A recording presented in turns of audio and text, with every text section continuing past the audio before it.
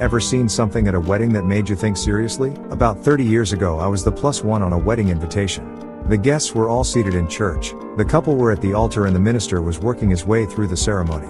At the point where he said if any person present knows of any legal impediment why this couple should not be married, speak now or forever hold your peace, the bride spoke up. She asked the minister if she could address the congregation. He replied that his was unusual but she had every right. So she turns to the guests and starts what I can only describe as a best man's speech or the bride's father's speech at the reception. She thanked various aunts and cousins for the flowers, dress etc., relatives that had flown in from Australia and so on.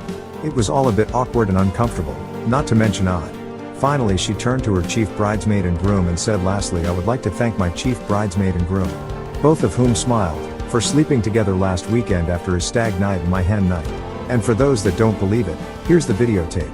She marched out of the church, handing the tape to the groom's mother. The silence that followed was